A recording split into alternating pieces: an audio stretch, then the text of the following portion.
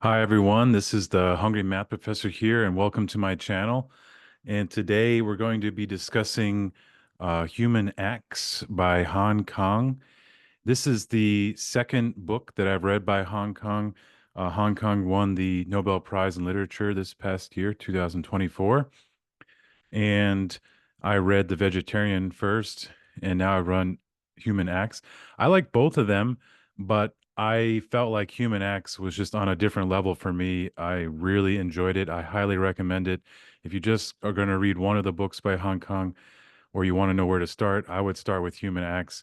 I just think it was a really, really special book. I devoured it in a day and a half because I just got so sucked in and was enjoying the writing. And this was published in 2014 in South Korea, and it was translated to English by Deborah Smith. She's the same translator of The Vegetarian as well, and they both won the Man Booker Prize for that book in its translation. And this book tells the story of South Korea from 1980 to 2013, right before the book is published in 2014. And for myself, and I think a lot of the viewers out there, I suspect, depending on where you're coming from, you're going to learn a lot about South Korean history in that time. And then, I went and searched afterwards to try to learn even more details than just what the book teaches you. So that's interesting in of itself.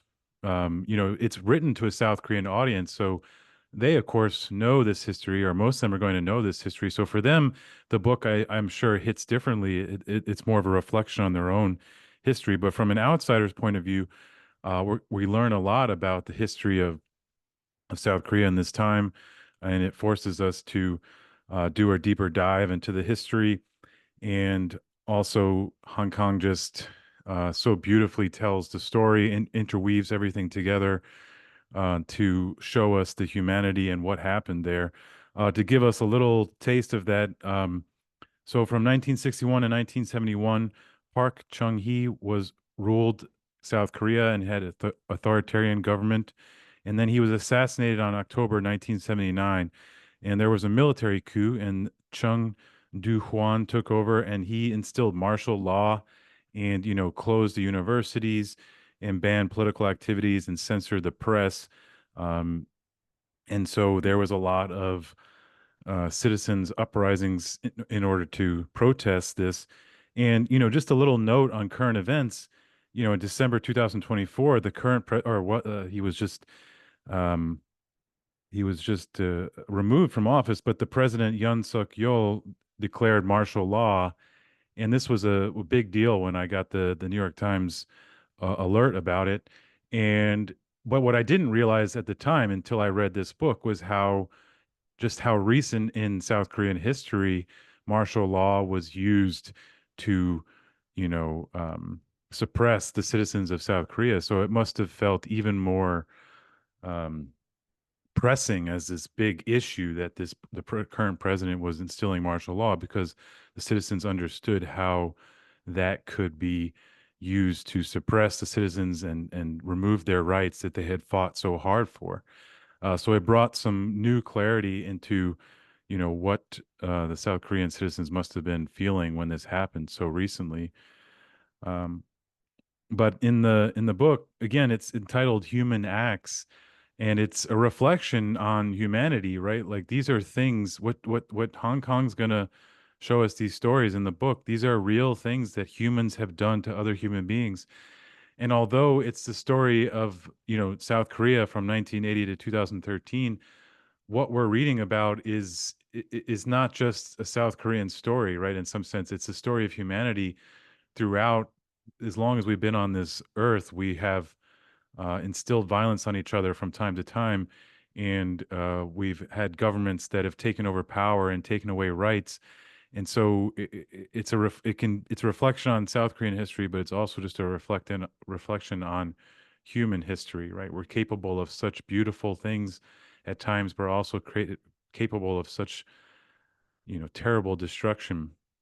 And so I think that's where the title is appropriate here, and it tells in particular the the story of the Gwangju uprising. This is citizens who protested Chengdu Huan's military force and his military coup. And but the way that the leader Chengdu Huan responded was having like literally having the military um, go against the citizens, and they wound up killing many civilians and children.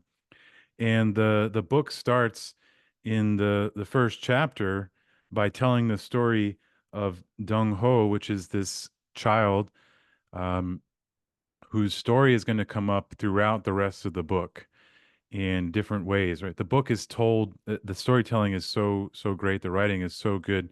It's nonlinear storytelling, going back and forth in time, back and forth in places. The stories overlap, and the details are filled in as you go, which I always find is a very fun thing as a reader to kind of slowly piece together the details. You kind of get a little bit more information, a little bit more information, and you start to piece everything together. Is a really fun way to tell a story, and as a reader, I think it's always a lot of fun. But in the first chapter, you're just inundated with dead bodies all over the place, and you don't quite know what has happened yet. Um, and you see this character who's just so what's happening is there's so many bodies which are being were killed by the military in this Gwangju uprising, and they just don't have enough places in the morgues to keep these bodies, and so people are just volunteering to help as best they can and trying to do what they can. And one of the volunteers that we are focused on is this child Dong Ho, who's looking for his friend who is killed in the uprising, but also then becomes a volunteer, just helping to do the best they can with these bodies. And each chapter is told from a different character's point of view and moves in time. So, for instance, chapter one is titled "The Boy" and 1980. So you're given a kind of crude description of who the character is going to be and the time frame. The second chapter is "The Boy's Friend," also 1980, and here we see it's the spirit of the boy who is just talking about what's going on. Chapter three is called "The Editor," and then now we're in 1985, and we see the character Un Suk, who was also volunteering with Dong Ho with the bodies, but now we're forward in time a bit, and she is working as a writer. And this chapter is interesting because it shows how anyone who's writing has to submit their writing to the government to be censored, right? And sometimes you submit a piece of writing and they just censor a few lines, and you fix it, you figure it out. It's not a big deal. But in this chapter, we in particular see that the play that she submitted has been like almost the entire thing has been censored, right? And so they have to figure out how they're going to deal with that. So we're constantly seeing like what's going on in this authoritarian rule, this military rule in South Korea, and how it's affecting different aspects of society. And along the way, though, you're getting more details about what happened to Dong Ho, what happened to various different characters, and you're constantly jumping back and forth in time, which again makes the storytelling so good. And also throughout, she uses italicized lettering for these like poetic reflections, which are really quite interesting and deep and well written and feel very poetic. I'll read two of them in a second here, um, which also just makes it really enjoyable to read. Um, in chapter four, it's called "The Prisoner." Now we're in 1990, and there are a few people who were a part of the Chengdu, a part of the uprising, the Guangzhou uprising, sorry, and they are now in prison and they're being tortured, and eventually they are released because you know um, democracy was instilled in South Korea in 1987, and so they're let the out of prison after being tortured and things. But and you also see like after they're let out of prison, they're just so their minds are so affected by the torture that they experience that they struggle to like live their lives the way they would have if they'd never been tortured. And here's where I want to read just one or two quotes from the book to give you an idea of what the writing's like in these sort of poetic reflections. So here is a quote from one of these um, have been captured in prison and tortured. Looking at that boy's life, Jin Su said, "What is the thing we call a soul? Just some non existent idea or something that might as well not exist? Or no, is it like a kind of glass? Glass is transparent, right? And fragile. That's the fundamental nature of glass. And that's why objects that are made of glass have to be handled with care. After all, if they end up smashed or cracked or chipped, then they're good for nothing, right? You just have to chuck them away.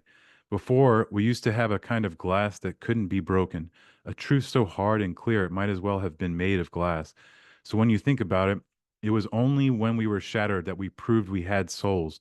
That's what we really were, was humans made of glass.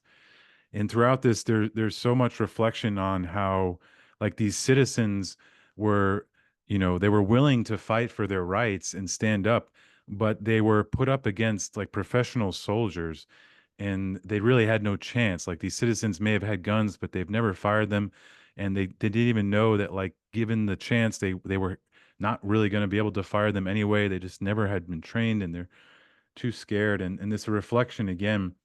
Um, on just how humans are made of glass and this powerful writing. And then one more quote from this chapter. Is it true that human beings are fundamentally cruel? Is the experience of cruelty the only thing we share as a species?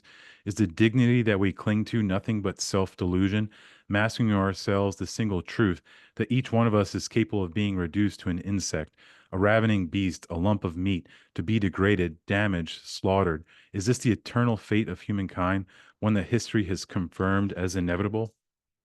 So again, throughout the rest of the chapters here, now there is democracy in South Korea. Of course, that just because, democracy is in place doesn't mean there aren't things to fight for or progress to be made. But the chapters are also reflecting back and trying to, just because we have democracy doesn't mean that these people that went through all this terrible things are not still sort of dealing with the pain and the repercussions of that, right? Um, then in chapter 5, this is called The Factory Girl. It's in 2002, and it tells this. It's told from the point of view of Sung Hu, who suffered this terrible sexual torture when this factory girl uprising, where they were protesting. This was earlier on, so again, we're jumping back in history, in South Korean history. But there was this factory girl uprising where they were trying to fight for labor rights and women's rights and fair compensation, safe working conditions. And it also tells the story of Kim Seong-hee, who led that rising and what those women experienced. But it's told in 2002, so it's also jumping back and forth in time, but also trying to give you some idea of what Seong-ju, who is now still an activist in South Korea at the time, but how she is still sort of experiencing and remembering that suffering that she experienced, and what that's still sort of how the impacts it's still having on her in her life. And then in chapter 6, it's entitled The Boy's Mother, and it's 2010. This is Dong Ho's mother, the child who we see in chapter 1. Eventually, we learn that this child was killed by soldiers in this very brutal way. These children come out of a building and they're just surrendering. They're coming out of the building one by one, literally surrendering. It's clear that they're not, going to attack, and they just get fired on by the military, and they all die instantly. And one of them is Dong Ho, this child that sort of is followed throughout the entire book. And chapter 6 is told from the boy's mother's point of view, and it's just again this beautifully written, just like poetic reflection. The whole chapter just feels like a long poetic reflection from the mother, and and that's how the book ends. But then there's one more chapter, which is an epilogue, and this is entitled "The Writer," and it's 2013. And this is really interesting because this is told from the point of view of Han Kang, and she gives you a little bit of insight into how she did some research and found out about some of these characters, and she got permission from Dong Ho's brother to use him in the story. And it's just a really interesting epilogue to hear from the author herself on how she wrestled with the story and wrestled with the details. But it also tells a little bit of how Hong Kong herself lived through this history in South Korea because she was alive during that time as well. So that's a really interesting way to end the book and just give us another sort of nonlinear layer on top to piece together. And again, I think this book is fantastic. I highly recommend it. Please take a look. Let me know what you think. Like, subscribe, and comment. And I hope to see you at another discussion.